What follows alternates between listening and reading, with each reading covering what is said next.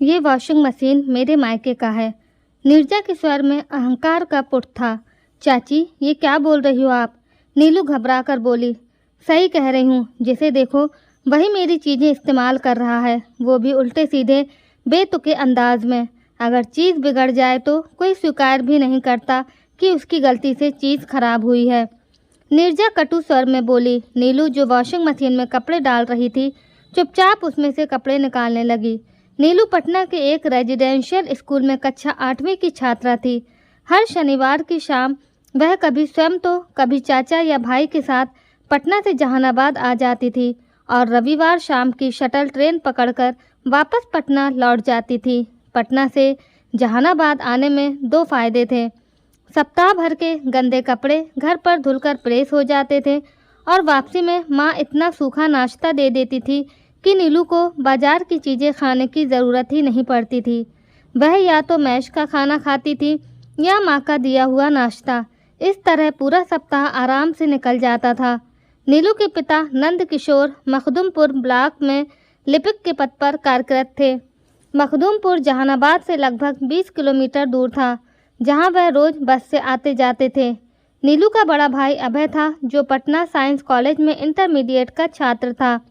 चाचा केशव सिंह पटना सचिवालय में सहायक के पद पर कार्यरत थे।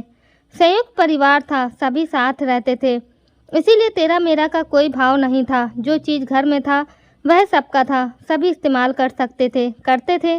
पिछले सप्ताह भी नीलू ने इसी वॉशिंग मशीन में कपड़े धोए थे। तब तो चाची ने मना नहीं किया था। नीलू 14 साल की थी, पर इतनी समझदार तो थी कि वह व्यवहार में फ़र्क समझ पाती। वह वॉशिंग मशीन से कपड़े वापस निकाल कर बाल्टी में डाली और किचन में उसके लिए नाश्ता बना रही अपनी माँ के पास पहुँची। माँ, चाची को क्या हो गया है? नीलू रुआसे स्वर में बोली। क्या हुआ? नीलू ने दबी जबान में सारा किस्सा बयान कर दिया। प्रभा देवी सख्ते में आ गई, मगर बेटी के सामने संयम बरतना ही उचित समझकर बोली। तुम बाल्टी में कपड़े गला दो, मैं भुजिया तलने के बाद तुम्हारे कपड़े धो दूंगी। पर माँ, ना, रोना नहीं। वॉशिंग मशीन में वाकई कोई दिक्कत होगी। तुम जाकर अपने स्कूल का होमवर्क वगैरह देखो, मैं तुम्हारा सभी काम कर दूंगी। प्रभा देवी ने नीलू को उसके कमरे में भेज तो दिया था, पर अब वह खुद ही ख्यालों की दुनिया में विचरने लगी थी। 4 दिन पहले ही अभय ने जब चाचा की बुलेट की चाबी मांगी थी, तब भी नीरजा ने ऐसा ही कटु वचन बोला था। ये बुलेट तुम्हारे चाचा की नहीं है, मेरे दहेज में आई है। जिस मकान में पूरा परिवार रह रहा था, वह स्वर्गीय ससुर कामता प्रसाद सिंह जी ने बनवाया था।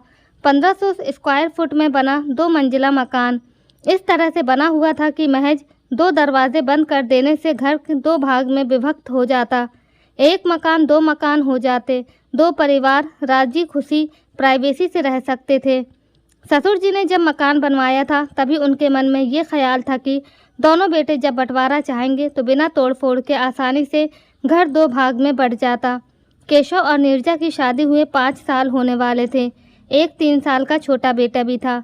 नीरजा चाहती थी कि वह केशव के साथ पटना में रहे और अपने प्यारे बेटे को पटना के किसी बहुत ही अच्छे स्कूल में पढ़ाए, पर केशव जहानाबाद छोड़ना नहीं चाहता था। कुछ तो उसे घर परिवार, दोस्त, रिश्तेदार अजीज थे और कुछ वह वास्तविकता से परिचित था। जहानाबाद में रहना, खाना सब कुछ सस्ता था। पटना जाते ही सबसे पहले किराए पर मकान लेना पड़ता। हर साल मकान बदलने पड़ते। पारिवारिक सुरक्षा के माहौल से निकलते ही दूसरी और समस्याएं उत्पन्न होती। बड़े शहर का बड़ा खर्च, और फिर बच्चा अभी 3 साल का ही तो हुआ था। ऐसे में अनावश्यक खर्च बढ़ाना उसे उचित नहीं लगता था। नीरजा का पटना के प्रति लगाव का एक कारण ये भी था कि उसका मायका पटना में था और उसके मायके वाले भी चाहते थे कि वह पटना में रहे। केशव को ससुराल के पास रहना भी ससुराल में रहने के समान लगता था। घर जमाई बनने वाली मना स्थिति में वह आना नहीं चाहता था। इसीलिए वह मकान का किराया जैसे गैर जरूरी खर्च गिनवाकर नीरजा को टाल रहा था। पिछले 2 महीने से नीरजा ने एक अलग राग अलापना शुरू कर दिया था। दरअसल शादी से पहले उसने पटना में रहते समय ब्यूटिशियन का कोर्स किया हुआ था। प्रशिक्षण के दौरान सभी उसके काम की तारीफ करते थे और उसे भी लगता था कि वह एक बेहतरीन ब्यूटिशियन बन सकती है। पटना के अपेक्षाकृत जहानाबाद में ब्यूटिशियन हेतु ज़्यादा संभावना नहीं थी। इसीलिए खुद कमाऊंगी, मैं आत्मनिर्भर बनूंगी, मैं अपने खुद के पैरों पर खड़ा होऊंगी, मैं स्वावलंबी बनूंगी, जैसे विचार उसके मन को कचोटते थे। माँ और बहन से भी जब इस सिलसिले में कभी बात होती तो वह भी नीरजा को पटना में रहने के लिए उकसाती रहती थी। एक तरह से खुद के बारे में सोचना, अतिरिक्त आय का साधन ढूंढना गलत भी नहीं था, पर जब वह पति को कन्विंस न कर सकी, उसे पटना में रहने के लिए तैयार न कर सकी, तो एक अलग जिद ठान बैठी थी। कहती थी क्यों ना घर के फ्रंट हिस्से में वह ब्यूटिशियन का काम करें, कुछ विज्ञापन के बोर्ड बनवाकर बिजली के खंभों पर या पेड़ पर लगवा दिए जाएं। एक बार काम चल गया तो वह जहानाबाद में भी तरक्की कर सकती है। केशव इसके लिए भी तैयार नहीं हुआ था। उसकी कस्बियाई सोच उसे पत्नी से काम करवाने की इजाज़त नहीं देती थी। वैसे भी वह सचिवालय में इतना कमा लेता था कि उसे छोटी मोटी आमदनी से कोई फ़र्क नहीं पड़ता था। आखिर इसी नौकरी और आय के कारण ही तो ससुराल वालों ने मोटा दहेज देकर उससे अपनी बेटी का ब्याह करवाया था। रात हुई। भोजन के उपरांत घर का हर सदस्य बिस्तर के हवाले था। छुरी जब तरबूज पर चलती है तो छुरी को बहुत देर तक ध्यान नहीं रहता कि वह तरबूज के कितने अंदर तक सैर करके आई है। ये तो तरबूज को मालूम होता है कि छुरी ने उसे कितना अंदर तक काटा है, उसका मर्म तक घायल कर दिया है। नीरजा को तो ख्याल भी ना था कि आज उसने क्या से क्या कर दिया है, बल्कि वह तो खुश हो रही थी कि उसने अपने मायके से आई चीज़ पर अपना नियंत्रण कर लिया है। पर प्रभा देवी अंदर तक घायल थी। सास ससुर की मृत्यु सिर्फ 6 माह के अंतराल पर हो गई थी। पहले सास की मृत्यु हुई थी, फिर ससुर भी देवलोक गमन कर गए थे। ससुर की मृत्यु के समय केशव सिर्फ 15 साल का था, आवश्यक, लाचार, अभी वह 10वीं भी पास नहीं किया था। प्रभा देवी ने केशव के लिए वह सब कुछ किया जो सास जीवित होती तो वह करती। भोजन, कपड़े, शिक्षा, यहाँ तक कि शौक भी, किसी चीज़ में कमी नहीं की। नंद किशोर जी ने कभी सोचा ही नहीं कि बेटे या छोटे भाई में क्या फ़र्क होता है। दोनों भाइयों में 10 वर्ष की आयु का अंतर था। जब केशव स्कूल जाना शुरू किया था तब नंद किशोर हाई स्कूल में थे। जब केशव हाई स्कूल में पहुंचा तब Nand Kishore college pass out हो रहे थे। जब पिता की मृत्यु हुई नंद किशोर जी नौकरी करने लगे थे। केशव को भी बड़े भाई से इतना लगाव था कि जब किसी चीज़ की ज़रूरत हो तो वह पिता के बजाय बड़े भाई से अपेक्षा रखता था।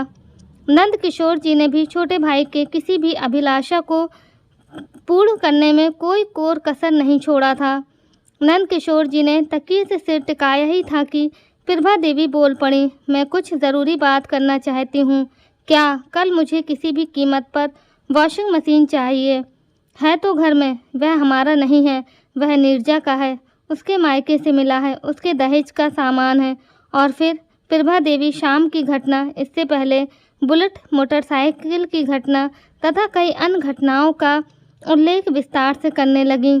अंत में बोली, बुलेट के लिए तो मैं कुछ नहीं कहती, पर वॉशिंग मशीन बहुत ज़रूरी चीज़ है, उसके बिना घर में गुजारा नहीं चल सकता।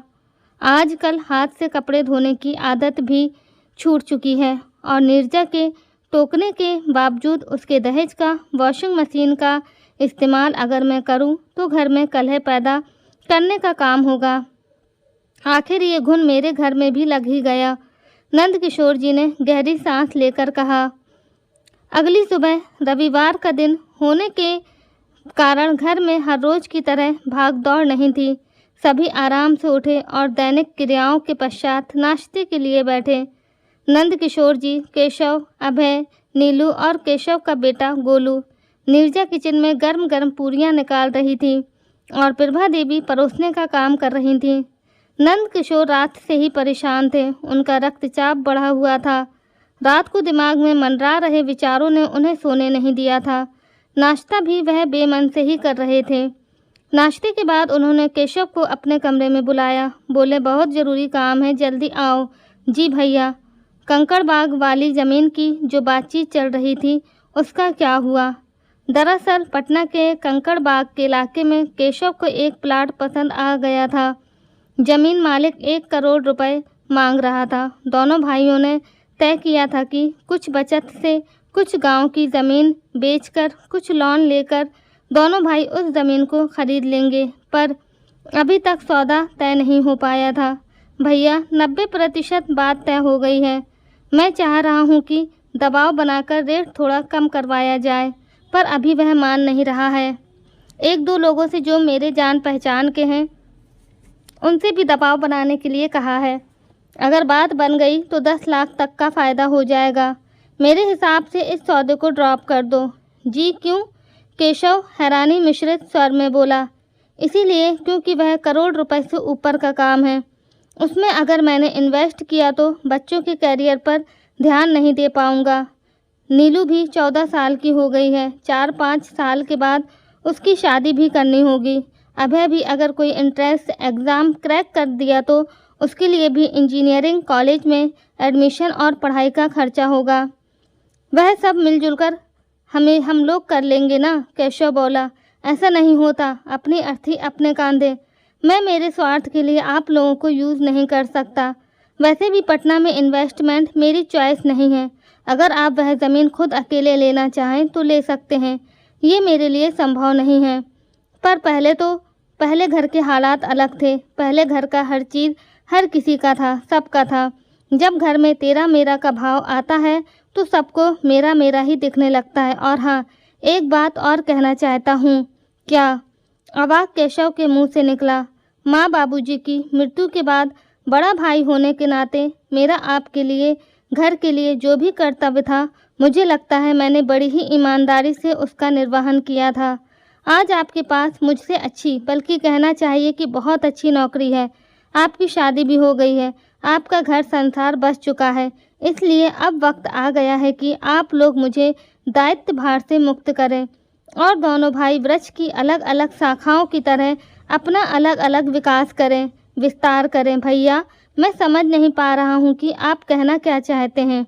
इससे पहले कि तेरा मेरा के भाव से घर का माहौल ख़राब हो, रिश्तों में तलखियाँ घुलें, भाइयों में देश या विषाद हो, हमें सौहार्दपूर्ण वातावरण में घर का बंटवारा कर लेना चाहिए। केशव जैसे ज़मीन पर गिरा हो। हमें किसी पंचायत या रिश्तेदारों को बीच में लाने की ज़रूरत नहीं है। कोई गवाह, कोई मुंसिफ की भी ज़रूरत नहीं है। नीरजा से बोलिए कि जो चीज़ उसके मायके से आई थी, जो चीज़ें आप खरीद कर लाए थे, उन्हें अलग कर लें। बंटवारा सिर्फ उन चीज़ों का होगा जो माँ बाबूजी ने अपनी मृत्यु से पहले छोड़ा था। और मेरे मायके से जो आया था उसका क्या? प्रभा देवी, जो दरवाजे की आड़ से सब सुन रही थी, दखल अंदाज हुई। नंद किशोर जी की आंखें धधक उठीं। क्रूर भाव से उन्होंने पत्नी की ओर देखा। होठों को जैसे फुफकार निकली हो। तुम्हें बीच में बोलने के लिए किसने कहा? प्रभा देवी सहम गईं। जाओ यहाँ से, और बिना अनुमति भाइयों के बीच बोलने से पहले 1000 बार सोचना। प्रभा देवी उनकी आंखों के सामने से ओझल हो गईं। नंद किशोर जी थोड़ी देर तक विचलित से रहे, फिर बोले, अगली शनिवार तक आप लोगों को क्या चाहिए तय कर लीजिएगा और सुविधा अनुसार अपने हिस्से में रख लीजिएगा। हाँ, तब तक यानी अगले शनिवार तक खाना सामूहिक बनेगा। इस बीच जो चीज़ें जिसे खरीदनी हो, व्यवस्था करनी हो, कर लें। केशव, जो नीरजा की करतूतों से अनभिज्ञ था, उसके लिए हर चीज़ अप्रत्याशित थी। वह बड़े भाई से निवेदन करता रहा, मान मनोहर करता रहा, अपनी गलती पूछता रहा, उन भूलों के लिए भी माफ़ी मांगता रहा जो उसे मालूम भी नहीं थी। परंतु नंद किशोर जी का स्पष्ट मत था कि एक न एक दिन जब बंटवारा होना ही है तो किसी और दिन का इंतज़ार क्यों। आज मन मार कर समझौता कर भी लिया गया तो ये समझौता कितने दिनों तक कायम रहेगा? नीरजा कब तक बर्दाश्त करेगी? फिर किसी दिन उसके मन में कुछ और आएगा, फिर कलह होगा। इसीलिए बेहतर ये था कि जो होना है इसी बार हो जाए। उस दिन घर में कई काम हुए। केशव ने कठोरतापूर्वक नीरजा से जवाब तलबी की तो बुलेट और वॉशिंग मशीन वाली बात भी सामने आई। केशव सिर पकड़कर बैठ गया। बोला, तुम्हें वॉशिंग मशीन का इस्तेमाल दिखा, पर ये नहीं सोच पाई कि प्रभा भाभी ने सालों मेरे कपड़े अपने हाथों से धोए हैं, वर्षों तक मुझे खाना पका पका कर खिलाया था, और आज तुम्हें बुलेट की पड़ी है। अरे, मोटरसाइकिल चलाना भी मैं भैया की बाइक से ही सीखा था। नीरजा पति की डांट खाकर भी खुश थी। उसका घमंड उसे संयुक्त परिवार के लाभ को समझने ही नहीं दे रहा था। वह तो बंटवारे को अपनी सफलता समझ रही थी। उसका पति कमाता ज़्यादा था, उन लोगों पर अभी जिम्मेवारी भी कम थी। अब वह पति को पटना शिफ्ट करने के लिए उकसा सकती थी। अगर केशव अब भी नहीं मानता तो वह जहानाबाद में ही घर के अगले हिस्से में ब्यूटी पार्लर खोल सकती थी। उसी शाम प्रभा देवी एक वॉशिंग मशीन और एक मिक्सर ग्राइंडर खरीद कर ले आई थी। नंद किशोर जी ने अपना फैसला सुना तो दिया था, पर सबसे ज़्यादा व्यथित केशव था। उसे समझ नहीं आ रहा था कि वह क्या करे। माता पिता की मृत्यु के बाद बड़े भाई भाभी ने उसे जिस तरह से रखा था, पाला था, वह उसे कभी भुलाया ना गया। बड़े भाई की मदद के बिना वह अपनी शिक्षा पूरी नहीं कर सकता था। पटना के कोचिंग संस्थान में एडमिशन नहीं ले सकता था, यहाँ तक कि प्रतियोगी परीक्षाओं के लिए आवेदन भी नहीं कर पाता। जो भी व्यक्ति उन्हें या उनके परिवार को जानता था, हर कोई केशव को ही दोषी ठहराता, एहसान फरामोश समझता। इसीलिए केशव ने तय किया कि जहानाबाद में रहकर बंटवारे की तोहमत झेलने से अच्छा है कि वह पटना ही कूच कर जाए। फिर वह समाज में कह सकता था कि प्रतिदिन के अप डाउन से उसे परेशानी हो रही थी, इसीलिए उसने पटना में ही रहने का निर्णय लिया है। अब एक ही घर में 2 रसोई होने का कलंक भी नहीं लगना था। 7 के बजाय 5वें दिन ही केशव ने जहानाबाद छोड़ दिया। मकान दिलवाने में सालों ने व्यापक भूमिका निभाई थी। किराए का घर ससुराल के पास ही था। मन से वह बहुत आहत था, इसीलिए बंटवारे के लिए भी वह नंद किशोर जी को ही उत्तरदायी समझता था, जो औरतों की बातों पर आकर घर का बंटवारा कर रहे थे। नीरजा ऊपर से दुखी होने का अभिनय कर रही थी, परंतु उसका अंतर्मन प्रफुल्लित था। अंदर ही अंदर वह बहुत खुश थी। काश यही काम पहले हो गया होता तो अब तक वह पटना में सेटल हो गई होती। उसका ब्यूटी पार्लर भी मशहूर हो चुका होता। महज 15 दिन के अंदर ही नीरजा का भ्रम टूटा। माँ और बहन, जो अक्सर उसे पटना में सेटल होने के लिए उकसाती थी, अब नीरजा को उनसे अपेक्षित सहयोग नहीं मिल रहा था। वह ब्यूटी पार्लर क्या चलाती, गोलू को पालना भी भारी पड़ रहा था। जहानाबाद में गोलू हमेशा प्रभा देवी से चिपका रहता था। कई बार तो रात में भी प्रभा देवी के साथ चिपक कर सो जाता था। यहाँ पटना में अभी भी घर सुसज्जित नहीं हुआ था। ठीक है, उसे दहेज में बहुत सारा सामान मिला था, परंतु छोटी मोटी बहुत सी चीज़ें अभी खरीदनी पड़ रही थीं, जुटानी पड़ रही थी। भले ही किराए का मकान था, पर पर्दे तो खुद के लिए लगाना ही पड़ता है। कुछ फर्नीचर भी लेने पड़े। गैस स्टोव और गैस कनेक्शन जैसी चीज़ें भी जुटानी पड़ी थी। ना समझ गोलू को अभी तक समझ नहीं आया था कि घर में हुआ क्या है। वह अक्सर बड़ी मम्मी की पुकार लगाता हुआ प्रभा देवी को अपने घर में ढूंढता था। केशव पहले नीरजा से नाराज़ हुआ, फिर बड़े भाई के प्रति नाराज़गी बढ़ती गई। क्यों औरतों के विवाद के कारण उन्होंने आज्ञाकारी भाई की अवहेलना की। नाराज़गी पहले क्रोध में, फिर प्रचंड आक्रोश में बदल गया। बाद में तो उसे भाई की हर डांट फटकार भी, जिसका अब कोई औचित्य न था, बुरे संस्मरण की तरह याद आने लगा। जिस भाई ने उंगली पकड़कर चलाना सिखाया था, पहली बार स्कूल लेकर गया था, कॉलेज में एडमिशन दिलवाया था, बिना सोचे विचारे शिक्षा पर भरपूर खर्च किया था, पल पल आलंबन बन गया था, सहारा दिया था, अब वही आंखों में खटकना शुरू हो गया। 2 माह तक जहानाबाद वाला मकान खाली रहा था।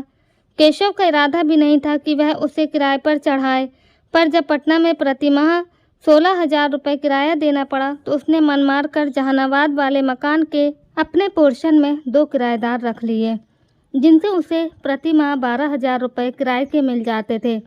बाद में किराएदारों के मिसबिहेव की शिकायत जब नंद किशोर जी ने केशव से की तो नाराज़ केशव भड़क उठा था। आपको तो सभी से तकलीफ़ है, पहले मुझसे हुई, अब मेरे किराएदारों से भी तकलीफ़ होने लगी। ज़रा सी बात का बतंगड़ बनने लगा। रिश्ते शत्रुता में बदलते चले गए। कुछ और समय गुजरा। गोलू स्कूल जाने लगा तो नीरजा के अंदर का ब्यूटिशियन एक बार फिर जागा, पर जल्दी उसे पता चल गया कि समोसा बनाना और समोसा बेचना दोनों ही अलग अलग कला है। वह समोसा बना सकती थी, पर उसे बेचने नहीं आता था। वह किसी का श्रृंगार तो कर सकती थी, पर ग्राहक जुटा पाना उसके बस में नहीं था। घर में वह पार्लर खोल ले, केशव उसकी इजाज़त तो दे सकता था, पर नीरजा फुल टाइम कहीं ब्यूटिशियन की नौकरी करे, खुद केशव को गवारा नहीं था। जिस बच्चे के सुंदर भविष्य के लिए वह पटना आए थे, जब उस बच्चे का ठीक से पालन पोषण भी नहीं हो पाता, फिर ऐसी नौकरी, ऐसे पैसे का क्या औचित्य था। नीरजा का भ्रम टूटा तो उसका दर्प भी टूटने लगा। दिखावे के लिए वह अपने अमीर मायके का हवाला ज़रूर देती थी, पर सच्चाई उसे भी समझ में आ गई थी। शादी के इतने साल बाद उसे मायके से क्या सहायता मिल सकती है, इसे वह अच्छी तरह से जान गई थी। कई बार वह अपनी माँ से शिकायत भी कर चुकी थी कि तुम लोगों के बहकावे में आकर मैं कहीं की नहीं रही। मैं ससुराल वालों से दुश्मनी करके सबसे बुरी बन गई। आज यहाँ मैं बिल्कुल अकेली हो गई हूँ। नीरजा को भली भांति एहसास हो चुका था कि वह बेवजह अमीर मायके का घमंड करती थी। माँ के पास सहानुभूति के बोल के अलावा और कुछ नहीं था। कभी कभार नीरजा के सुर में सुर मिलाकर नंद किशोर एवं उनकी फैमिली को कोस लिया करती थी। ज़्यादातर तो वह खुद की दोनों बहुओं की शिकायत किया करती थी। बहन खुद की गृहस्थी में संघर्ष कर रही थी और मायके में दोनों भाइयों ने बंटवारा कर लिया था। स्थिति ऐसी थी कि अब मायके से कोई सहयोग नहीं मिल रहा था, न मिलने की उपेक्षा थी। अब नीरजा का घमंड सिर्फ पति के पद और वेतन के आश्रय था। उसे लगता था कि उसके पति की आय अभी भी बड़े भैया के वेतन से ज़्यादा है और हम अब भी उनसे बेहतर जीवन शैली जी सकते हैं। उधर अभय का एक इंजीनियरिंग कॉलेज में दाखिला हो गया था। नीलू भी नीट की तैयारी करने के लिए राजस्थान के कोटा शहर में भेज दी गई थी। नंद किशोर जी पर आर्थिक दबाव तो था, पर बैंक प्रदत्त शिक्षा ऋण के कारण वह निर्वात शिक्षा पर खर्च कर रहे थे। बेटा एजुकेशन लोन लेकर पढ़ाई कर रहा था और बेटी की कोचिंग और खाने रहने का खर्चा वह अपनी जेब से करते थे। केशव के नंद किशोर जी से रिश्ते दिनों दिन बिगड़ते चले गए। घर के बंटवारे के बाद गांव की ज़मीन जायदाद का भी बंटवारा हुआ। दोनों भाइयों ने दो अलग अलग किसानों को अपनी अपनी ज़मीनें बटाई पर खेती करने के लिए दे दी थीं। बाद के दिनों में तो हालात ऐसे हो गए थे कि केशव कभी जहानाबाद आता भी था तो नंद किशोर जी से मिलने से कतराता था। उसकी भरपूर कोशिश होती थी कि भाई भाभी की मुलाकात से बचा जाए। लंच टाइम पर जब उसे भूख लगती थी तो वह किसी मित्र के घर या होटल में खाना खा लेता था। बंटवारे के बाद उसने बड़े भाई के घर एक गिलास पानी तक नहीं पिया था। नंद किशोर जी को आगे पीछे सब कुछ पता चल जाता था, परंतु उन्होंने जैसे उसे विस्मित कर दिया था, जैसे उनके होने या ना होने से उन्हें कोई फर्क नहीं पड़ता था। पड़ता भी था तो कम से कम वह उसे व्यक्त नहीं करते थे, यहाँ तक कि प्रभा देवी के सामने भी नहीं। रविवार का दिन था, 4 दिन के बाद ही दिवाली थी। मकान भले ही किराए का हो, पर साफ सफाई तो रहने वालों को ही करनी होती है। नीरजा और केशव घर की साफ सफाई कर रहे थे। केशव के हाथ में झाड़ू था और वह बालकनी में एक स्टूल पर खड़ा होकर बालकनी की छत झाड़ रहा था। बैलेंस डगमगाए नहीं, इसके लिए नीरजा ने स्टूल को मजबूती से पकड़ रखा था।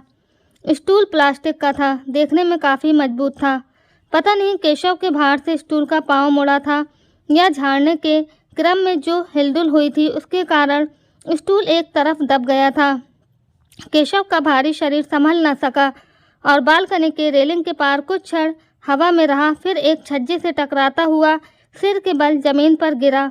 एक साथ 2 चीखें गूंजी। बालकनी में हकबकाई सी नीरजा के होठों से और जमीन पर लहूलुहान हो चुके केशव के कंठ से। क्षण भर में खुशी का माहौल मातम में बदल गया था। केशव थोड़ी देर तक छटपटाता रहा, फिर उस पर बेहोशी तारी होती चली गई। आवाज़ सुनकर कई लोग लपक कर वहाँ पहुँचे थे। केशव का सिर बुरी तरह से फटा हुआ था, कंधे लुंज पुंज से हो चुके थे। किसी भले मानस ने एक गमछे से केशव का सिर जोरों से बांधा ताकि रक्त स्त्राव बंद हो सके, तो किसी ने एम्बुलेंस के लिए फ़ोन कर दिया। आधे घंटे के अंदर जिंदगी और मौत के बीच संघर्ष करता हुआ केशव पटना मेडिकल कॉलेज के इमरजेंसी वार्ड में था। दोनों साले और साली भी अस्पताल पहुंच गए थे। बड़े साले ने कुछ सोचकर नंद किशोर जी को मोबाइल पर खबर दी। घर में जैसे कोहराम मच गया था। 3 घंटे के बाद नंद किशोर एवं प्रभा देवी भी पटना अस्पताल में पहुंच गए। नंद किशोर जी ने करीबी दोस्तों से मदद मांगी थी। कुछ दोस्त नगद रुपए लाए थे तो कुछ दोस्तों ने अपना ATM कार्ड तक दे दिया था। घर में पड़े हुए पैसे भी ले लिए गए थे और थोड़े पहनने के कपड़े रखकर पति पत्नी पड़ोस में रहने वाले एक टैक्सी संचालक से गाड़ी भाड़े पर लेकर पटना के लिए रवाना हो गए थे। जब वे अस्पताल पहुंचे तब तक केशव की सर्जरी शुरू हो गई थी। केशव की हालत गंभीर थी। सर तो फटा था ही, कंधे और दाहिने हाथ की हड्डियां भी बुरी तरह से टूट चुकी थीं।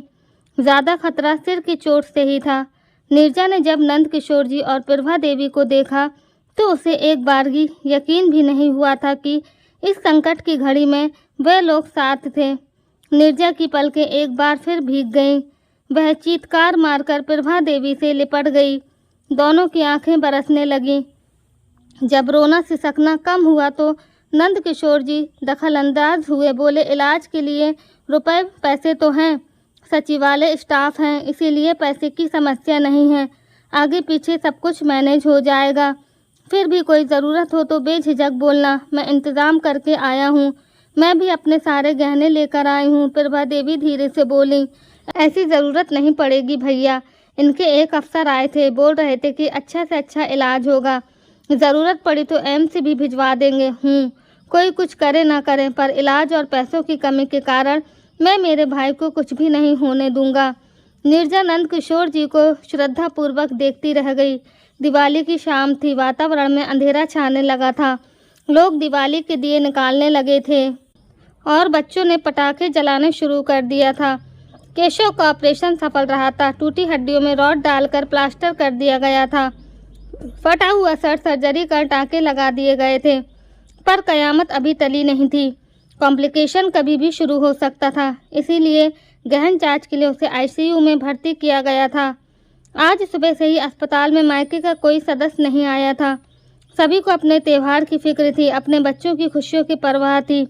बुरे से बुरे हालत में भी कोई अपनी दिवाली नहीं छोड़ना चाहता था। प्रभा देवी और नंद किशोर जी जब से पटना आए थे, अस्पताल से वह कहीं बाहर नहीं गए थे। नहाना धोना भी वहीं अस्पताल के किसी बाथरूम में कर लेते थे। खाने के लिए कोई घर से लाकर कुछ दिया तो ठीक है, अन्यथा हॉस्पिटल के कैंटीन में जो मिलता था लाकर पति पत्नी खा लेते थे। साथ ही नीरजा को भी खिला देते थे। गोलू को उसकी मौसी अपने साथ पहले ही दिन ले गई थी। दूर कहीं पटाखे फूटने की आवाज़ आई तो ख्यालों में डूबे नंद किशोर जी की तंद्रा टूटी। आज दिवाली है ना? हाँ, नीरजा बोली। बेटा तुम घर जाओ, पूजा कर लो। मैं क्या पूजा करूं भैया, मेरी तो दिवाली ही काली हो गई है। ऐसा नहीं बोलते, ईश्वर की कृपा अभी भी है। समझो कोई बुरा ग्रह था जो कट गया, जख्मी करके निकल गया। भगवान का आभार प्रकट करो, फिर आप लोग भी साथ चलिए। मेरा यहाँ रहना ज़रूरी है, पता नहीं कब क्या ज़रूरत पड़ जाए। तुम और प्रभा हो आओ। नंद किशोर जी बोले। मैं नहीं, प्रभा देवी बोली, मैं यहीं रहूँगी। क्यों? मैंने प्रण किया है कि मैं केशव के साथ घर जाऊँगी। हंसता मुस्कुराता हुआ केशव को साथ लेकर। दीदी लगता है आप अभी भी मुझसे नाराज़ हैं। हाँ हूँ, और आगे भी रहूँगी, पर मेरी नाराज़गी अपनी जगह है। केशव मेरे लिए बेटे जैसा है। जब सासू माँ ने आंखें मूंद ली थी तभी मैंने इसे अपना बेटा समझ लिया था, और बेटे को बड़ा करने में मैंने कोई कसर नहीं छोड़ी थी। कहते कहते प्रभा देवी रो पड़ी। नीरजा को समझ नहीं आया कि वह बोले तो क्या बोले। सारा दर्प घमंड अहंकार जो कि पहले ही चूर चूर हो गया था, अब त्यागने के लिए उसके पास झूठा घमंड भी नहीं था। प्रभा देवी जो बेंच पर बैठी थी, नीरजा फर्श पर बैठकर अपना सर उनकी गोद में रख दी, फिर फफक फफक कर रोने लगी। मन का बचा खुचा मैल भी अब उसकी आंखों से बाहर निकल रहा था। नंद किशोर जी के मोबाइल की रिंग बजी। प्रभा देवी ने स्क्रीन पर फ्लैश हो रहे नंबर को देखा। कोटा से नीलू का फ़ोन था। हेलो, वह अनुरागपूर्ण स्वर में बोली। मम्मी कहाँ हो? नीलू का तिक्त स्वर मोबाइल के स्पीकर से निकला। तुम्हारी आवाज़ को क्या हो गया है? गुस्से में क्यों बोल रही हो? प्रभा देवी हैरान होती हुई बोली। कितनी देर से घर के लैंडलाइन पर तुमसे बात करने के लिए ट्राई कर रही हूँ, रिंग जाता है पर कोई उठाता ही नहीं। तुम्हें बताया तो था कि केशव का एक्सीडेंट हो गया है। हम लोग पटना में अस्पताल में हैं, घर पर कोई है ही नहीं जो फ़ोन उठा सके। वह तो तुम्हारे पापा मेडिसिन लेने के लिए बाहर गए हैं और गलती से अपना मोबाइल यहीं छोड़ गए थे।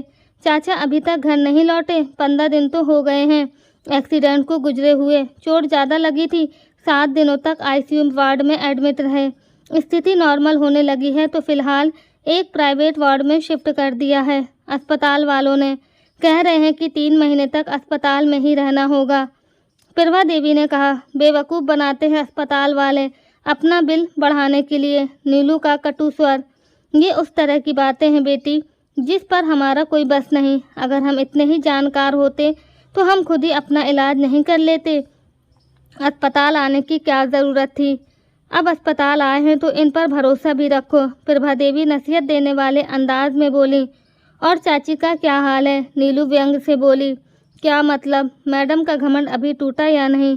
देखो फिजूल की बातें ना करो, प्रभा देवी ने डांट लगाई।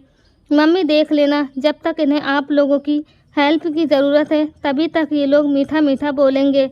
बाद में इन्हें ये भी याद आने लगेगा कि जिस बिस्तर पर आप सोई थी वह इनका था, जिस तकिए पर आपने सिर रखा था वह इनका था, जिस तौलिए को आपने यूज़ किया था वह इनका था। चाची से नाराज़ नीलू धारा प्रवाह बोल रही थी। यही सब सुनाने के लिए फ़ोन कर रही हो तो फ़ोन काटती हूँ मैं, कहकर प्रभा देवी ने फ़ोन काट दिया। जब वह फ़ोन रखकर सामने देखी तो हतप्रभव रह गई। बेटी से बात करते समय प्रभा देवी को ध्यान ही नहीं रहा था कि प्राइवेट वार्ड के जिस केबिन में वह मौजूद थी वहीं सेडेटिव के असर में केशव पलंग पर सोया हुआ था और नीरजा पलंग के पास स्टूल पर बैठी हुई केशव के पाँव हौले हौले दबा रही थी। मोबाइल स्पीकर मोड पर था और माता पुत्री की आवाज़ पूरे केबिन में गूंज रही थी। नीलू का बोला हुआ एक एक शब्द नीरजा और केशव के कानों तक पहुंचा था। सॉरी नीलू, अभी बच्ची है, उसे इस तरह नहीं बोलना चाहिए था, प्रभा देवी झेंप मिटाती हुई बोली। नीरजा ने हथेली की पीठ से अपने आंसू पोंछे, फिर भरसक स्वर को सामान बनाने की कोशिश करती हुई बोली, दीदी क्या गलत कहा नीलू ने? वही कहा जो सच है। आदमी अपने अच्छे दिनों में गरूर करता है, अहंकारी बन जाता है, स्वयं को सबसे ऊपर और गैरों को सबसे निचले पायदान पर रखता है, औकात दिखाता है, पर असली औकात तो तब पता चलती है जब उसके बुरे दिन शुरू होते हैं। प्रभा देवी नीरजा के पास पहुंची, उसके कंधे पर हाथ रखकर लगभग गिड़गिड़ाती हुई बोली, बहन वह नादान है, उसे रिश्तों की क्या समझ, उसकी तरफ से मैं तुमसे माफ़ी मांगती हूँ। नीरजा फक पड़ी। प्रभा देवी के बच में उसने अपना चेहरा छुपा लिया था। जब थोड़ी सामान हुई तो बोली, दीदी नीलू को नाराज़ होने का हक है, मैंने उसके साथ बहुत बुरा व्यवहार किया था, इसलिए माफ़ी उसे और आपको नहीं बल्कि मुझे मांगनी चाहिए। छोड़ो ये बातें, प्रभा देवी नीरजा के सिर के बालों में हाथ फेरती हुई बोली, मैंने तुम्हें माफ़ किया, तुम हमें माफ़ करो, हिसाब बराबर। अब इस तरह की बातें हमारे बीच में नहीं होंगी। केशव के स्वास्थ्य के बारे में अभी कुछ नहीं कहा जा सकता। लगभग 7 दिनों तक आईसीयू वार्ड में रहने के बाद जब डॉक्टरों ने केशव को खतरे से बाहर पाया तो उसे जनरल वार्ड में शिफ्ट करना चाहा। जनरल वार्ड में असुविधा होती, इसीलिए नंद किशोर जी ने प्राइवेट वार्ड की मांग की, जो अतिरिक्त शुल्क के बदले में उन्हें उपलब्ध करवा दिया गया था। डॉक्टरों का कहना था कि अभी कुछ दिन तक और देखते हैं, सब कुछ ठीक ठाक रहा तो वे केशव को घर ले जाने की अनुमति दे देंगे, जहां केशव को शारीरिक से ज़्यादा मानसिक सुकून मिलता और पूरे परिवार को रोज़ रोज़ अस्पताल आने जाने से मुक्ति मिलती। प्लास्टर 3 महीने बाद उतरना था और रॉड निकालने की मियाद अभी तय नहीं हुई थी।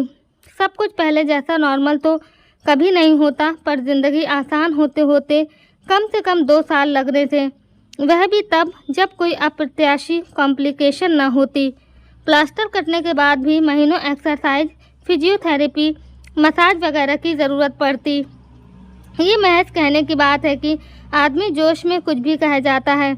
जैसा कि नंद किशोर जी ने दावा किया था कि वह भाई के इलाज के लिए कुछ भी करने के लिए तैयार हैं, आर्थिक रूप से कर भी रहे थे। प्राइवेट वार्ड का अतिरिक्त शुल्क उन्हें अपनी जेब से भरना पड़ता था, जो कि 2, 4, 10 दिनों तक के लिए तो ठीक था, पर 3 महीने तक प्राइवेट वार्ड का चार्ज भी लाखों में होता। वे उसे भी बर्दाश्त करने के लिए तैयार थे, पर सबसे बड़ी दिक्कत उन्हें अपने विभाग से होने लगा था।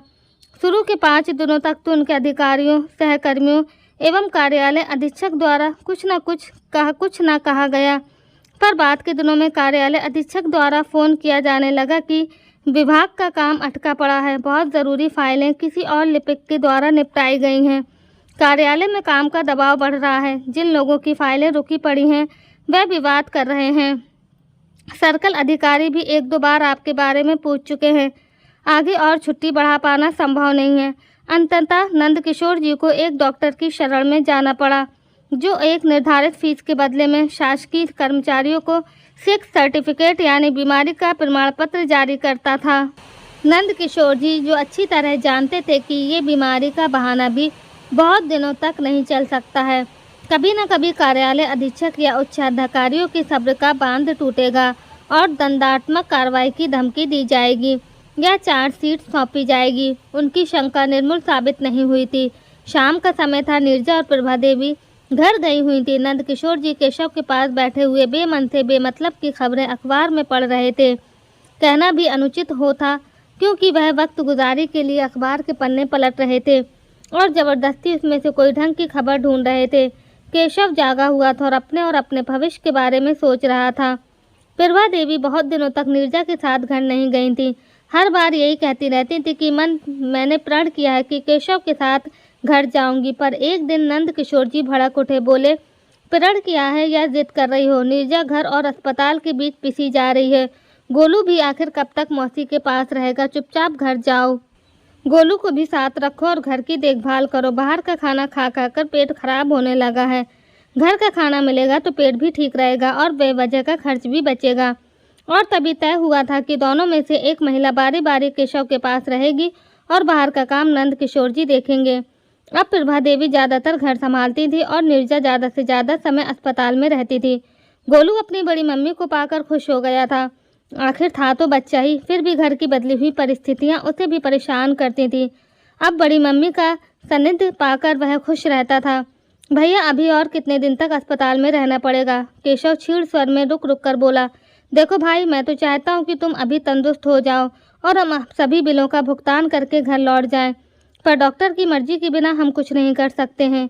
कल मैंने डॉक्टर से इस सिलसिले में बातचीत की थी। तुम्हारे वाला सवाल उससे पूछा भी था। उसने एक बात कही, अस्पताल में जितना केयर किया जाता है उतना घर पर संभव नहीं है।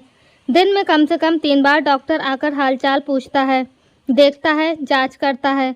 उन्हें फ्रैक्चर से ज़्यादा हेड इंजरी की चिंता है। जिस दिन डॉक्टरों द्वारा नियमित जांच की आवश्यकता नहीं होगी, उस दिन के बाद अस्पताल से डिस्चार्ज करने की सोची जाएगी।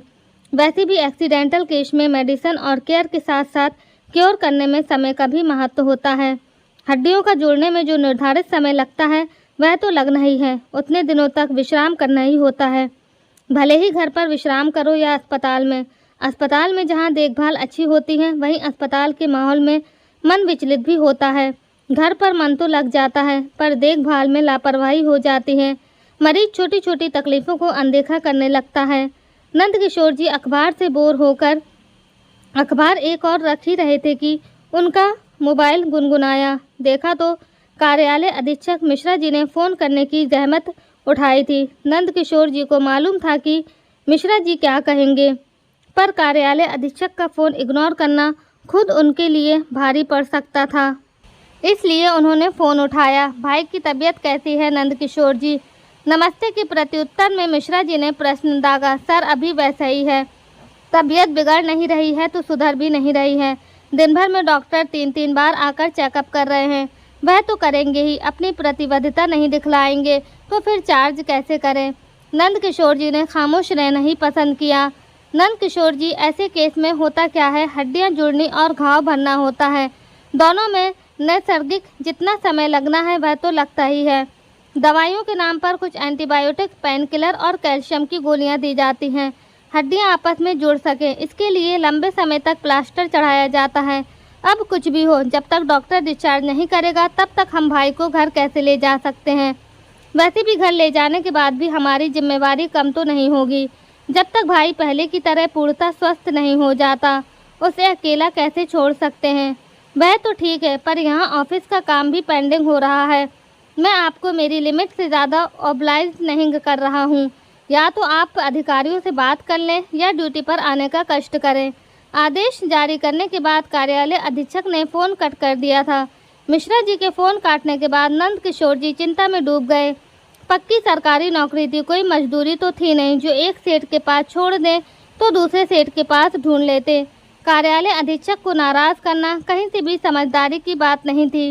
बॉस नाराज हो जाए तो ढंग से नौकरी भी नहीं करने देता है, सुविधाएं छीनने की कोशिश करता है, अड़ंगे लगाता है, हर काम में खोट निकालता है, परेशान करता है, छोटी छोटी मानवीय भूलों के लिए भी उच्च अधिकारियों से शिकायत करता है, निचले दर्जे के कर्मचारियों के बीच शर्मिंदा या जलील करता है। वर्तमान परिस्थिति में मिश्रा जी से उलझना ठीक नहीं था। कार्यालय से जो थोड़ी बहुत मदद मिलनी थी वह मिश्रा जी के जरिए ही मिलनी थी, पर भाई को भी तनहा अकेला हेल्पलेस नहीं छोड़ा जा सकता था। कोई किसी की मजबूरी नहीं समझता, सबको सिर्फ काम से मतलब है। नौकरी क्या कर ली, जैसे गुलामी कर ली हो। नंदकिशोर जी होठों में बुदबुदाए, फिर उनकी गहरी सोच और गहरी होती चली गई। किसका फ़ोन था? केशव ने नंदकिशोर जी को चिंतित होते देखकर पूछा। मिश्रा जी का। कह रहे थे कि या तो ऑफिस ज्वाइन करो या अधिकारियों से लॉन्ग लीव लंबी छुट्टी के लिए बात करो। ठीक ही तो कह रहे हैं। केशव, जो खुद प्रशासन का हिस्सा था, किसी कार्यालय को चलाने में जिन दिक्कतों का सामना करना पड़ता है इसे वह समझता था। वह तो इसी बात पर हैरान था कि नंदकिशोर जी को इतने दिनों की छुट्टी मिल कैसे गई थी।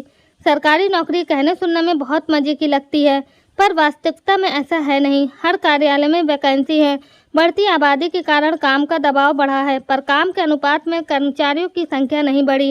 एक नया पोस्ट बढ़ा पाना भी सपना ही है। कार्यालय में कंप्यूटर के आगमन के बाद से रिक्तियां भरने का काम लगभग बंद कर दिया गया है, जैसे कंप्यूटर ही सब कुछ कर लेगा। कंप्यूटर काम को सरल, एक्यूरेट और जल्दी जरूर करता है, पर है तो वह सिर्फ मशीन ही, जिसे हैंडल करने के लिए कोई ना कोई कर्मचारी की आवश्यकता होती है। और जब ऑपरेट करने वाला ऑपरेटर ही उपलब्ध नहीं होगा तो काम कैसे होगा। बाध्यता प्रशासन की थी तो कर्मचारियों की भी थी। जब से छोटे परिवार की अवधारणा आई है, व्यक्ति आत्म केंद्रित होता चला गया है। सभी कार्यालय रविवार को बंद रहते हैं, कोई कोई कार्यालय शनिवार को भी बंद रहता है। ऐसे में किसी कर्मचारी को जिसे सिर्फ रविवार को ही अवकाश मिलता हो, उसका दूसरे किसी कार्यालय में काम हो तो या तो वह ऑफिस से तड़ी करेगा या छुट्टी लेगा या किसी दूसरे के भरोसे उसका काम होगा। एजेंट, दलाल और कमीशन या रिश्वतखोरी भी इन्हीं अलामातों का परिणाम है। ऐसा ही अतिव्यस्त व्यक्ति जब किसी कार्यालय में जाता है और कर्मचारी की अनुपस्थिति के कारण जब उसका काम नहीं होता है तो वह चिढ़ता है, चिढ़कर शिकायत करता है। भैया, कुछ सोचकर केशव बोला, आप कल से ही ड्यूटी ज्वाइन कर लीजिए। तुम्हें ऐसी हालत में छोड़कर मेरी जो हालत है उसमें आपके यहाँ रहने या ना रहने से कोई फर्क नहीं पड़ेगा। नीरजा या भाभी में से कोई भी एक यहाँ रहेगी जो बाज़रूरत मेरी देखभाल भी कर लेगी और ज़रूरत की चीज़ें मेडिकल स्टोर से भी ले आएगी। आप भी यहीं से अप डाउन करके ड्यूटी अटेंड कीजिए। मैं भी तो जहानाबाद से पटना अप डाउन करके ड्यूटी करता ही था। हाँ, इतना ज़रूर है कि आपका श्रम बढ़ जाएगा, पर ड्यूटी भी होती रहेगी और मेरी देखभाल भी। जो काम नीरजा या भाभी नहीं कर पाएंगी वह आप आकर कर लीजिएगा। नंदकिशोर जी ने कुछ देर तक चिंतन किया, फिर बोले, देखो, हर किसी की ज़िंदगी का अंदाज अलग होता है। कुछ लोग नौकरी करने के लिए जीते हैं, मैं जीने के लिए नौकरी करता हूँ। मेरी प्राथमिकता क्या है इसकी मुझे समझ है। मेरे नौकरी करने से पहले भी डिपार्टमेंट चलता था, मेरे रिटायरमेंट के बाद भी ऑफिस बंद नहीं होगा। ऑफिस चलाने के लिए बहुत से लोग हैं, पर मेरे परिवार में जो विपत्ति आई है इसका निराकरण मुझे ही करना होगा। अब रही बात मिश्रा जी या विभाग के नाराज़ होने का, तो लोग नाराज़ होते हैं तो होने दो, बाद में उन्हें मनाया भी जा सकता है। माने तो माने, ना माने तो कोई बात नहीं। मैं नौकरी भी छोड़ सकता हूँ भैया, मैं ठीक हो रहा हूँ और फिर हर शाम आप पटना वापस भी तो लौटेंगे। केशव ने जोर देकर कहा। नौकरी छोड़ने की क्या ज़रूरत है। नंदकिशोर जी, जो इतने दिनों तक खुद को कठोर बनाए हुए थे, एकदम से रो पड़े। देर तक रोने के बाद केशव का सलामत हाथ अपने हाथ में देखकर बहुत ही पीड़ित स्वर में बोले, भाई, ये सब आग भी तो मैंने ही लगाई थी। ठीक है, नीरजा ने नादानी की थी, पर मैंने कौन सी समझदारी दिखलाई। उसे समझाने बुझाने की जगह ओवर रिएक्ट किया था। एकदम से एक तरफा फैसला सुनाया था कि अब इस घर में हम एक साथ नहीं रहेंगे, तुरंत बंटवारा हो जाना चाहिए। तुम रोते रहे, गिड़गिड़ाते रहे थे, पर मैंने तुम्हारी एक न सुनी। बहुत ही क्रूरता के साथ तुम्हें खुद से अलग कर दिया था। न बंटवारा हुआ होता, न तुम लोग इस मनहूस मकान में जाते और इस तरह का हादसा होता। भैया, ये सब खुद को शर्मिंदा करने और टॉर्चर करने वाली बातें हैं। अगर आपने ओवर रिएक्ट किया था तो मैंने भी तो बेशुमार गलतियाँ की थी। आपको परेशान करने की जिद ठाने बैठा था और फिर देखा जाए तो जो हुआ वह एक तरह से ठीक भी हुआ। नीरजा को सबक मिलना भी ज़रूरी था। आज की तारीख में, बल्कि पटना शिफ्ट करने के 10 दिन के अंदर ही उसे एहसास हो गया था कि उसने कितनी बड़ी गलती कर दी है। आप लोगों की छत्र छाया छोड़कर तन्हाई में वह भी पछताई है। वह मुझसे कुछ कह तो नहीं पाती थी, पर उसकी पीड़ा, उसकी परेशानी, उसकी थकान उसके चेहरे पर परिलक्षित होती थी। अब वह अच्छी तरह से समझ चुकी है कि उसका मायका सिर्फ सहानुभूति के बोल बोल सकता है। मदद तो आप लोगों से ही मिलना है। दुर्घटना के बाद शुरू में उन लोगों ने मुझे अस्पताल ज़रूर पहुंचाया था, पर धीरे से आपको फ़ोन भी कर दिया था ताकि आप आकर मेरी जिम्मेदारियां उठा सके। जैसे ही आपने जिम्मेदारी उठाई, वह धीरे धीरे अपने कारोबार में व्यस्त होने लगे। सिर्फ 15 दिन के बाद ही हालत यह है कि अस्पताल में आप लोगों के अलावा कोई नहीं आता। वे फ़ोन पर झूठी सहानुभूति ज़रूर व्यक्त करके अपना फ़र्ज पूरा कर लेते हैं। उस तरह की मदद का ऑफ़र करते हैं जो या तो हम लेवे नहीं, या यदि हम लेवें तो बाद में वापस चुका सकें। तुम भी क्या क्या सोचने लगे? नहीं भैया, अब जब बात शुरू हुई है तो पूरी होने दीजिए। देखिए, नौकरी किए बिना आपका गुजारा नहीं हो सकता। अभय और नीलू की पढ़ाई के खर्चे भी हैं। अगर आप कमाइएगा नहीं तो बच्चों को सपोर्ट कैसे कर पाइएगा? यहाँ अस्पताल में बैठकर आप खुद को और मुझे तसल्ली दे सकते हैं कि आप मेरे साथ हैं, पर सुखी तसल्ली से क्या होता है? मदद करने के लिए भी मुद्रा की आवश्यकता पड़ती है। और फिर आपके बताए बिना भी मुझे मालूम है कि मेरे भैया मेरे हैं, मेरे साथ हैं। पापा के बाद अगर किसी और ने मुझे संभाला, सपोर्ट किया या प्यार किया है तो वह आप हैं। ये सब काम आप नौकरी करते हुए भी कर सकते हैं। कल से ड्यूटी ज्वाइन कीजिए। पर मैं सोच रहा था कि कभी सोचा है आपने कि प्लास्टर कटने के बाद जब सब कुछ ठीक नहीं रहा और एम्स या वेल्लोर लेकर जाना पड़ेगा तो कैसे मैनेज कीजिएगा? इसीलिए अपनी छुट्टियां बर्बाद मत कीजिए। ये छुट्टियां उस समय बहुत बड़ी ताकत होंगी। कह तो तुम ठीक रहे हो। उस दिन दोनों भाइयों में और भी कई बातें हुई, जिसमें यह निर्धारित हुआ कि कोई नया या नवी उसी भवन में जहां दुर्घटना हुई थी उसकी ग्राउंड फ्लोर पर कोई मकान ढूंढा जाए। ना मिले तो कहीं और शिफ्ट किया जाए। अस्पताल से छुट्टी मिलने के बाद भी केशव इस हालत में न होता कि सीढ़ियां चढ़ने की ताकत जुटा पाता। अगले दिन नंद किशोर जी मखदूमपुर अपने कार्यालय पहुंचे। मिश्रा जी से मिलने के बाद ड्यूटी ज्वाइन करने से पहले वे सर्कल अधिकारी के कक्ष में गए।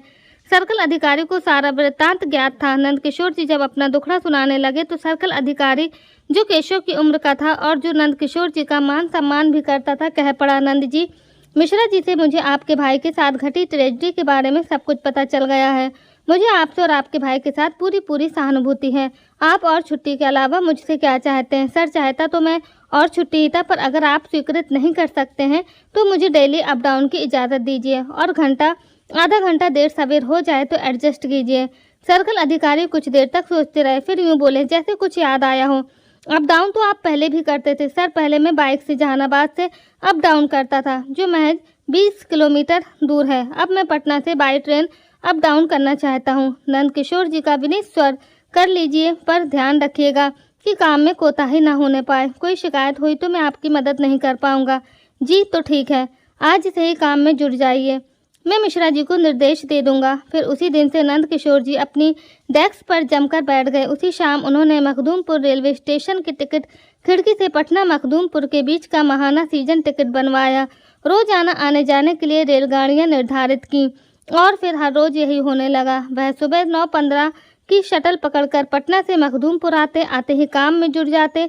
अगर दिया गया काम पूरा हो गया तो 15 यानी कि 3:45 बजे वाली ट्रेन का ख्याल करते, अन्यथा 6:30 बजे की ट्रेन पकड़कर लगभग 9:30 बजे तक घर पहुंचते थे। अगले 10 दिनों के बाद डॉक्टर ने केशव को घर जाने की इजाज़त दे दी थी। मकान मालिक, जो कि भला आदमी था, केशव की स्थिति को समझता था। उसके लिए ग्राउंड फ्लोर के किराएदार से उसका फ्लैट म्यूचुअल एक्सचेंज करवा दिया था। वह किराएदार भी भला आदमी था, उसने भी कोई आपत्ति नहीं की थी। एक रविवार जब नंद किशोर जी घर में थे, 4 मजदूर बुलवाकर दोनों फ्लैट का सामान स्थानांतरित करवाकर नए फ्लैट में शिफ्ट कर गए थे। केशव अस्पताल से घर आया तो ग्राउंड फ्लोर पर उसे उसका कमरा सजा हुआ मिला था। अगले 2 महीने बड़ी ही खामोशी से गुजरे थे। केशव घर के माहौल में प्रसन्न चित्त रहता था। शरीर का कष्ट तो पहले जैसा ही था, पर नन्हे गोलू की बकबक कभी कभी उसे इतना हंसाती थी कि उसकी पसलियों में दर्द होने लगता था। प्लास्टर काटने के बाद केशव को अपनी कमर से ऊपर का हिस्सा बिल्कुल नाजुक कमजोर सा लगा। वह कंधे को हिला पाने में भी असमर्थ था। डॉक्टर ने उसे सामान्य स्थिति बतलाया। बोला, लंबे समय से बॉडी में मूवमेंट न होने के कारण बहुत से अंग जाम हो जाते हैं।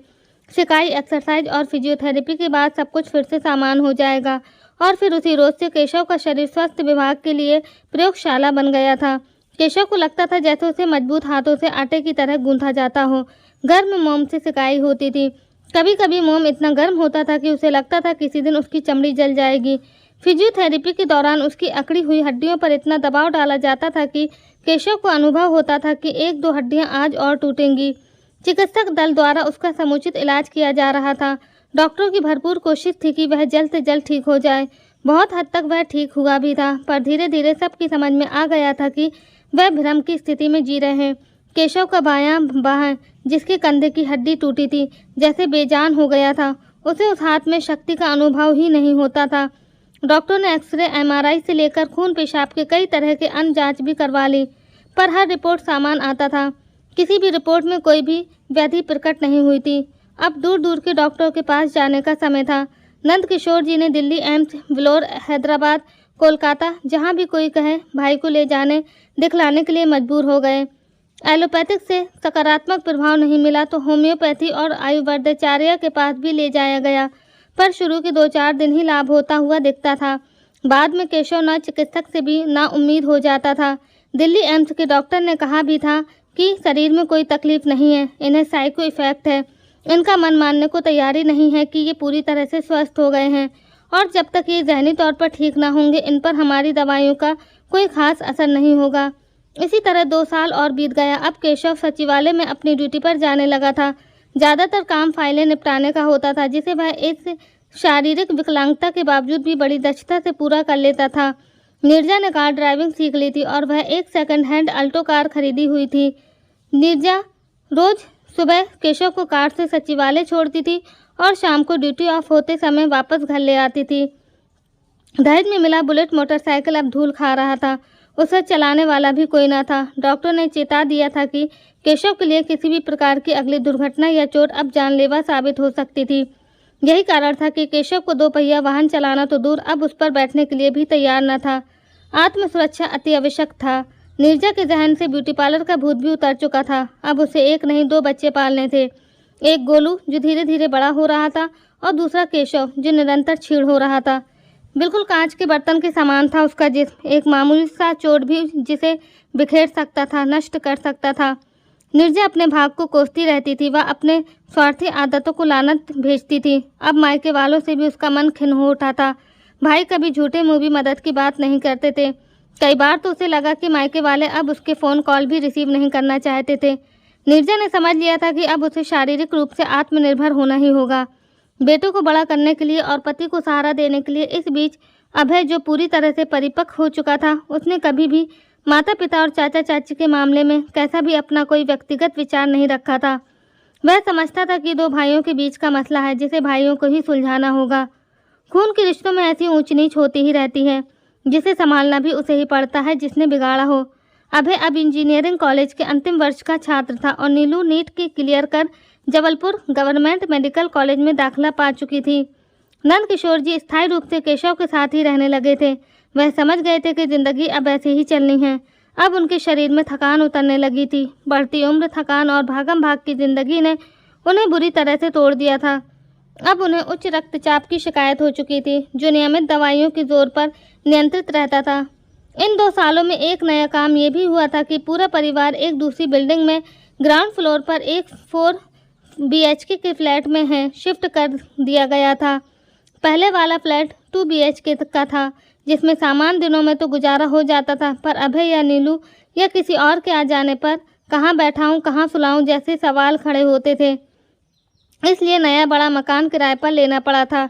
अब नीलू भी चाची के साथ कंफर्ट अनुभव करने लगी थी। थोड़ा परिपक्व होने के कारण, थोड़ी मेडिकल कॉलेज में एडमिशन मिलने के कारण, उसमें कॉन्फिडेंस लेवल बढ़ जाने के कारण, बल्कि अब तो वह बाकायदा चाची से मजाक भी करने लगी थी। एक बार नीरजा से पूछ बैठी, चाची कपड़े धोने हैं, आपकी वॉशिंग मशीन यूज़ कर लूँ?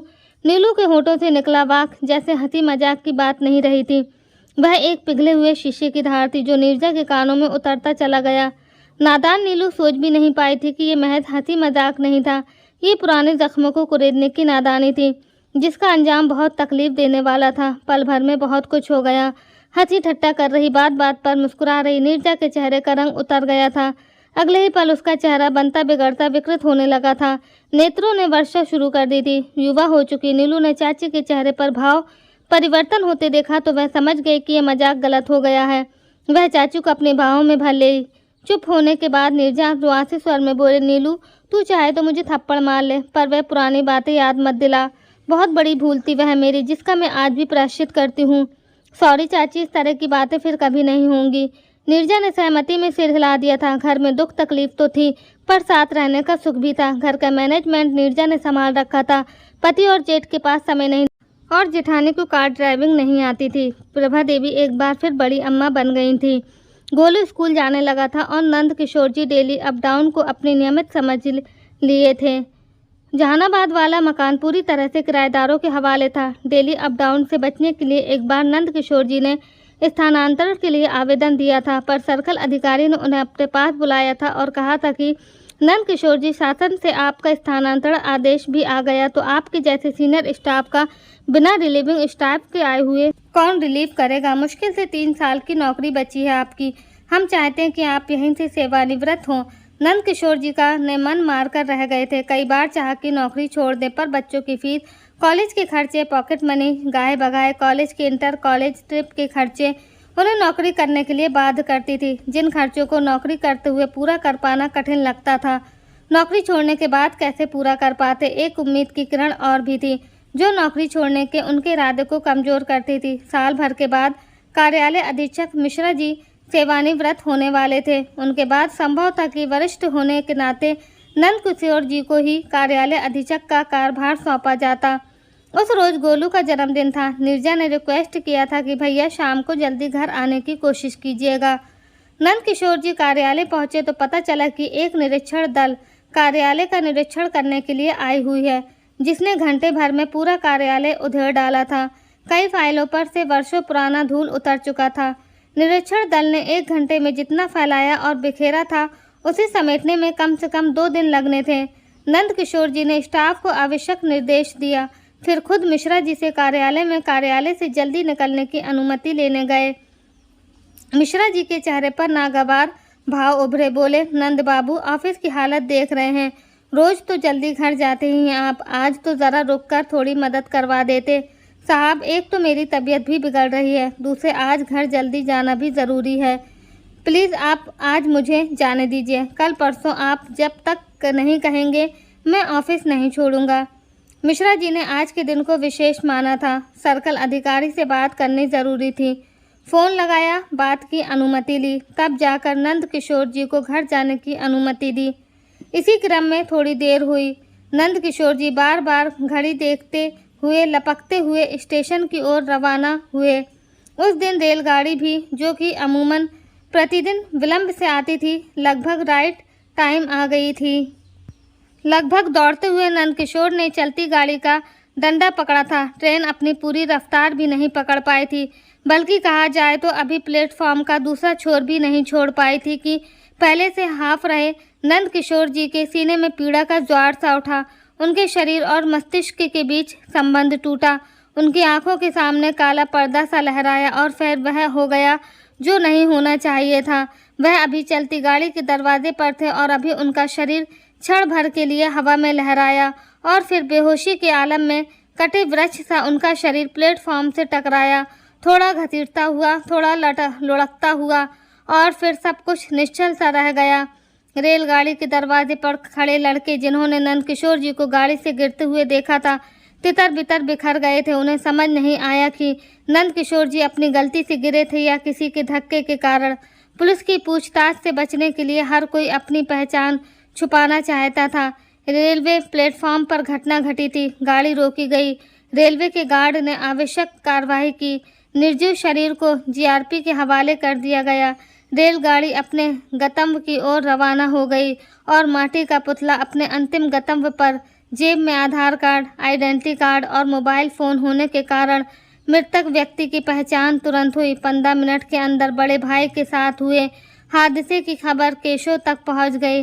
घर जो अरसे बाद सजाया गया था, खुशियां मनाने जा रहा था, क्षण भर में हंसी खुशी का माहौल मातम में बदल गया। केशव क्षण भर के लिए सकते की हालत में रहा, फिर उसका मस्तिष्क चेतन हुआ। फौरन मोबाइल उठाया और रिश्तेदारों एवं मित्रों को फ़ोन करने लगा। जहानाबाद से मखदूमपुर सिर्फ 20 किलोमीटर की दूरी पर था। रिश्तेदार व मित्र आधे पौने घंटे में नंदकिशोर जी के मृत शरीर तक पहुंच जाते।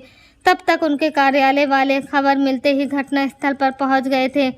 वैसे भी सरकारी दस्तूर के मुताबिक पोस्टमार्टम जैसी कार्रवाई हुए बिना शव मिलना संभव नहीं था। पोस्टमार्टम से ही मृत्यु का वास्तविक कारण पता चलता। दरअसल हुआ यह था कि उस दिन निरीक्षण की आपाधापी में नंद किशोर जी उच्च रक्तचाप की दवाई खाना ही भूल गए थे।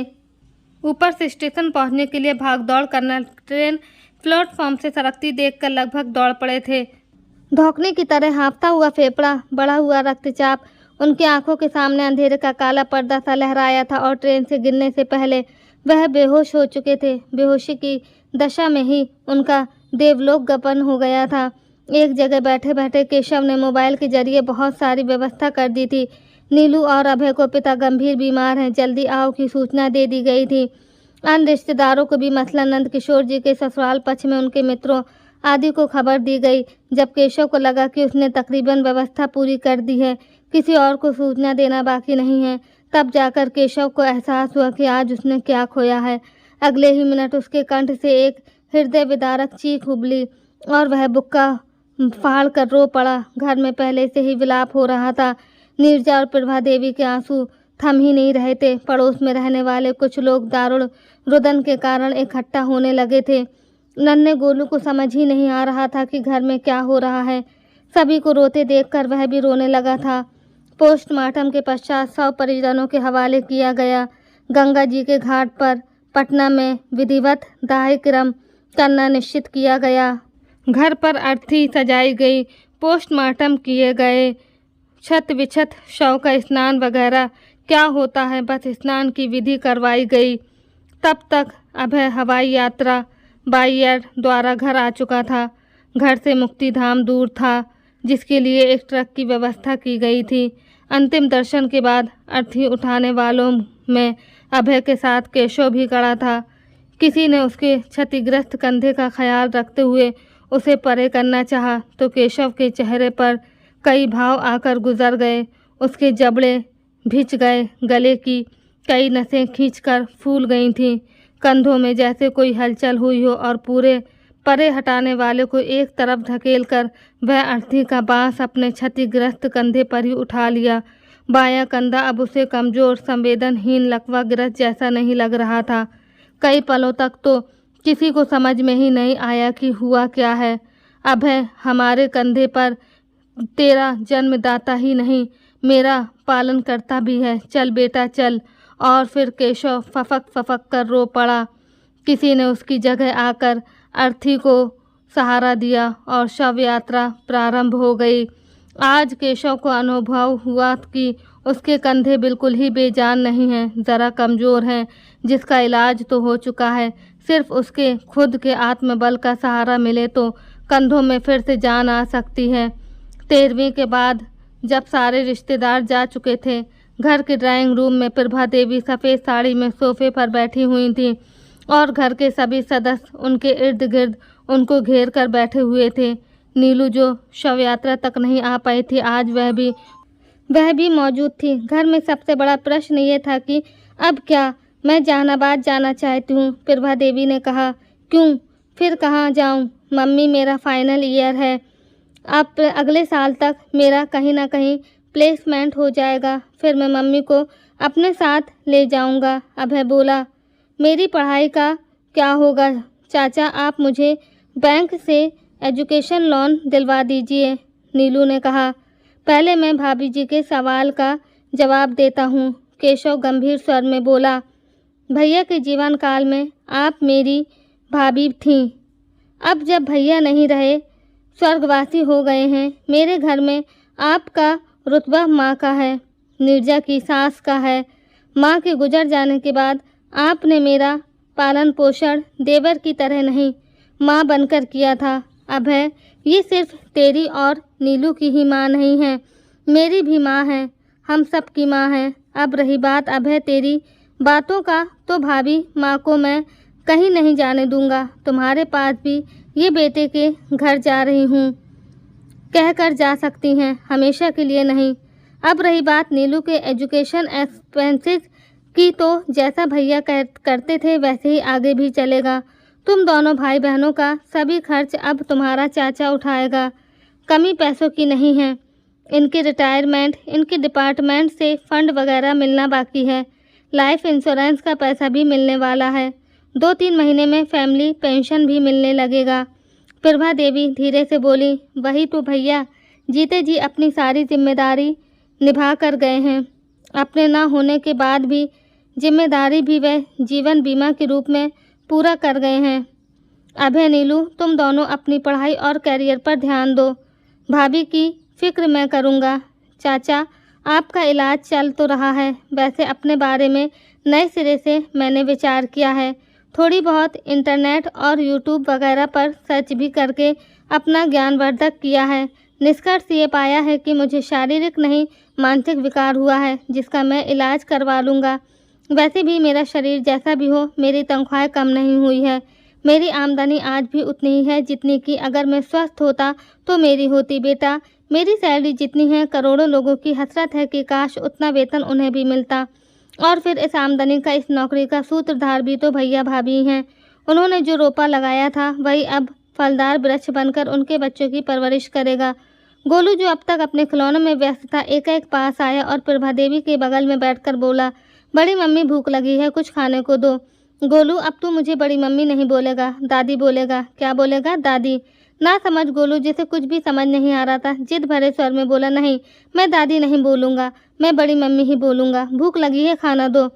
सभी के होठों पर एक मृदुल मुस्कान रेंग कर रह गई। तो दोस्तों, आपको ये कहानी कैसे लगी? कमेंट बॉक्स में अपनी राय ज़रूर दीजिएगा। और कहानी अच्छी लगी हो तो वीडियो को लाइक, शेयर और सब्सक्राइब करना ना भूलें। मिलते हैं एक और नई कहानी के साथ। आप सबका बहुत बहुत धन्यवाद।